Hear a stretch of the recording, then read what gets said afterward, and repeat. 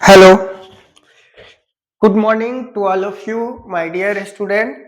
तो कैसे हैं आप लोग? मैं उम्मीद करता हूं कि आप लोग अच्छे हैं, सुंदर हैं। और मैं फिर से अपनी क्लास को लेकर के आप लोगों के लिए आ गया हूं, जो दिन प्रतिदिन डे बाय डे प्रत्येक दिन हमारा वीडियो आ रहा है। और ये जो वीडियो है उन बच्चों के लिए है जो बच्चे क्लास 1 से लेकर के 12th में पढ़ते हैं। यानी इसमें ऐसे ऐसे टॉपिक्स उठाए गए हैं ना, जो क्लास 1 के बच्चा के लिए भी है और क्लास 12th के बच्चा के लिए है, यानी बेसिक टू एडवांस के लिए है। और फिर से मैं आज के अपने टॉपिक को लेकर के आ गया हूं, जो हमारे टॉपिक का नाम है आर्टिकल। सबसे पहले हम लोग समझते हैं कि आर्टिकल है क्या, फिर उसके बाद में धीरे धीरे चर्चा करेंगे। अगर आप लोगों को कहीं देखने को मिले जैसे ARTICLE, आर्टिकल होता क्या है इसके बारे में चर्चा करते हैं। देखिए, आर्टिकल जो है ना, यह भी एक ग्रामर के चैप्टर में से सबसे इंपॉर्टेंट चैप्टर है और यही हमें बताता है कि कहाँ ए का प्रयोग करना है, कहाँ एन का प्रयोग करना है। आर्टिकल में अगर देखिए, बहुत सारे शिक्षक ये आपको बताते हैं कि ए एन और द को हम लोग आर्टिकल कहते हैं। ए एन एंड द, इसको आर्टिकल कहते हैं, लेकिन वास्तविकता यह नहीं है। इसको हम लोग आर्टिकल नहीं कहते हैं। It is a type of article, but what is the actual meaning of article we don't know, but your teacher Deepak sir know what is the actual meaning of article. Article means क्या होता है, इसके बारे में समझेंगे।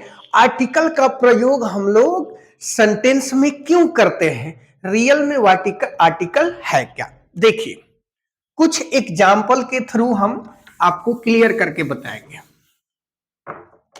जैसे मैं बोलूं DEEPAK, Deepak sir is a TEACHER। First example मैंने लिखा। दूसरी एग्जाम्पल अगर मैं लिखूं,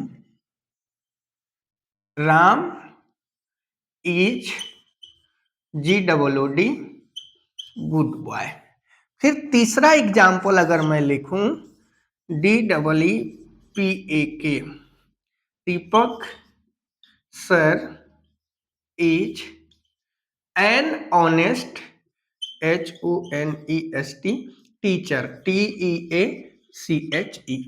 तीन ठो एग्जाम्पल मैंने आपके सामने रख दिया और यही तीनों एग्जाम्पल से मैं आप लोगों को क्या क्लियर करूंगा, यही तीनों एग्जाम्पल से मैं आप लोगों को पूरा आर्टिकल क्लियर करके दूंगा।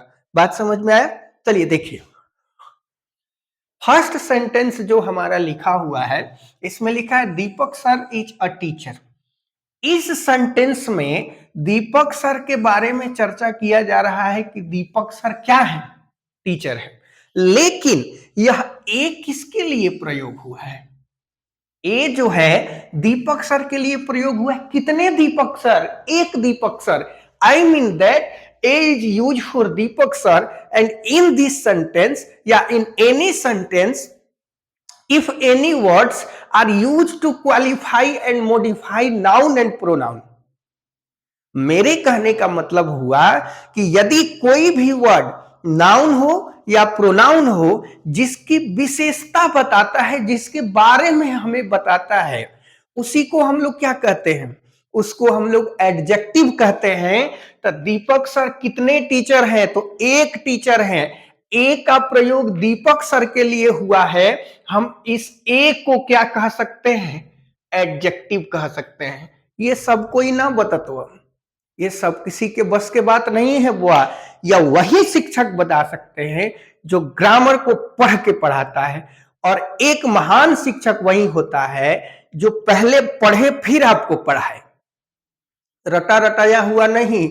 हमेशा कंसेप्ट चेंज करते रहिए। कितना आप बच्चा को एफर्ट कर रहे हैं, कितना बच्चा को दे रहे हैं, बच्चा कितना गेन कर रहा है, उस चीज को ना पहले देखना है, मेंटेन करना है। इसलिए फिर दूसरी एग्जाम्पल के पास आते हैं। जैसे हमने बोला राम इज गुड बॉय। यह गुड जो है, यह राम के लिए प्रयोग हुआ है कि राम कैसा लड़का है। राम कैसा लड़का है? तो राम अच्छा लड़का है। राम कैसा लड़का है? अच्छा लड़का है। इस सेंटेंस में Deepak sir is an honest teacher. Deepak sir शिक्षक है, लेकिन कैसे शिक्षक है? ईमानदार शिक्षक है। कैसे है? ईमानदार है। इस सेंटेंस में ऑनेस्ट भी दीपक सर के लिए प्रयोग हुआ है, एन भी दीपक सर के लिए प्रयोग हुआ है। Deepak sir is an honest teacher. Deepak sir एक अच्छे शिक्षक है। I mean that is an is always used for Deepak and honest is always used for Deepak, only for in this sentence. हमारे कहने का मतलब ये हुआ ना कि आर्टिकल रियल में क्या है, तो यह एडजेक्टिव का पार्ट है। किसका पार्ट है? एडजेक्टिव का पार्ट है।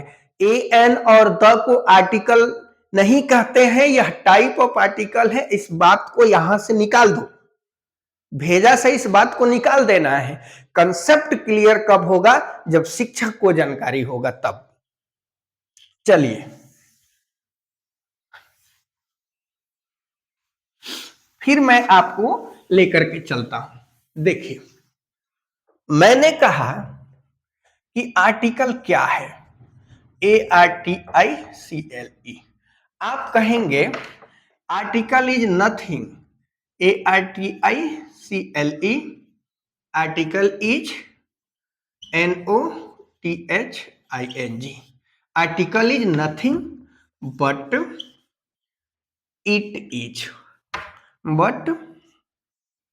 It is a part of adjective. ADJECTIVE। Article कुछ नहीं है, लेकिन यह किसका भाग है? आर्टिकल रियल में कुछ नहीं होता है, लेकिन वह किसका भाग होता है? तो आर्टिकल जो होता है एडजेक्टिव का भाग होता है। क्यों एडजेक्टिव के भाग इसको कहते हैं बाबू? तो इसलिए हम लोग इसको एडजेक्टिव के भाग कहते हैं, क्योंकि यह भी किसी नाउन या प्रोनाउन के बारे में बात करता है, और एडजेक्टिव भी किसी नाउन या प्रोनाउन के बारे में बात करता है। इसका टाइप के बारे में अगर हम बात करें तो THERE, there are two type of article. ARTICLE, there are two type of article. एक नंबर में आता है डिफिनिट, DEFINITE, डिफिनिट आर्टिकल, और सेकंड में इनडिफिनिट, INDEFINITE, इनडिफिनिट, ARTICLE। कौन कौन टाइप होता है? फर्स्ट टाइप को हम लोग डिफिनिट आर्टिकल कहते हैं, और दूसरे टाइप को हम लोग इनडिफिनिट आर्टिकल कहते हैं। फिर से मैं चर्चा करता हूं, आर्टिकल क्या है? तो आर्टिकल इज नथिंग। आर्टिकल कुछ नहीं है, but it is a part of adjective, लेकिन यह एडजेक्टिव का भाग है। यह डिफिनीशन हो गया। फिर दोबारा, there are two types of adjective. Adjective का टोटल टाइप जो होता है 2 होता है। फर्स्ट टाइप को डिफिनिट कहते हैं, सेकंड टाइप को इनडिफिनिट आर्टिकल कहते हैं। फिर अब हम लोग चर्चा करेंगे कि डिफिनिट आर्टिकल किसको कहते हैं और इनडिफिनिट आर्टिकल किसको कहते हैं। देखिए, डिफिनिट और इनडिफिनिट।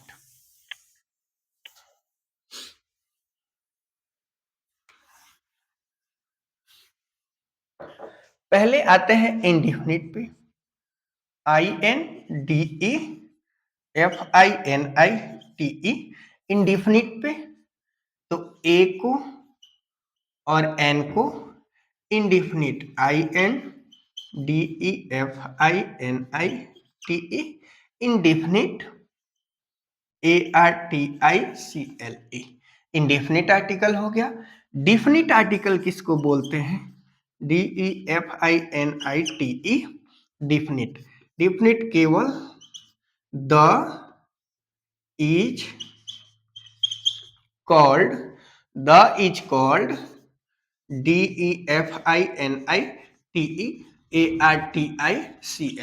द को हम लोग डिफिनिट आर्टिकल कहते हैं, ए और एन को इनडिफिनिट आर्टिकल कहते हैं। अब आता है, ये तो हम लोग पहचाने कि किसको डिफिनिट कहा जाता है, किसको इनडिफिनिट कहा जाता है, आर्टिकल किसको कहा जाता है। कोई आपसे कहे कि ए एन और द को आर्टिकल कहते हैं तो तुम कहना कि गलत जवाब दे रहे हो। ए एन और द को टाइप ऑफ आर्टिकल कहते हैं। रियल में आर्टिकल बोलते हैं कि article is nothing but it is a part of adjective. Article कुछ नहीं है, वह भी एडजेक्टिव का एक भाग है, जिसको इंग्लिश ग्रामर में हम लोग चैप्टर के वाइज पढ़ते हैं। इतना बात आया समझ में? फिर आगे की तरफ लेकर के चलते हैं आपको। फिर देखिए, यूज ऑफ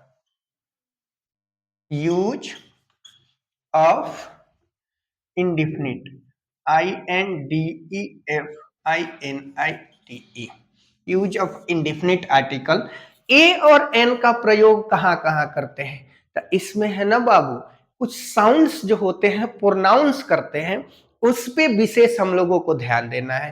प्रोनाउंसिएशन अगर क्लियर हो गया तो पता हम लोगों को चल जाएगा। जैसे देखिए, ए का प्रयोग, ए का प्रयोग कंसोनेंट, CANSONANT,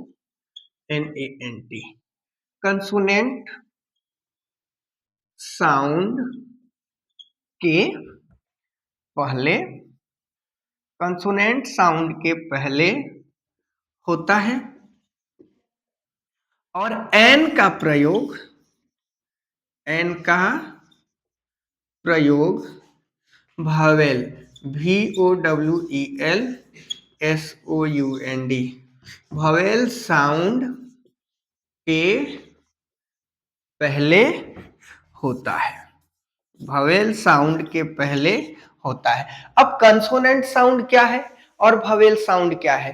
बचपन में जब हम लोग पढ़ते थे तब मैम पढ़ाती थी कि AEIOU को भावेल कहते हैं, बाकी जितना भी इंग्लिश में लेटर है उसको कंसोनेंट कहते हैं।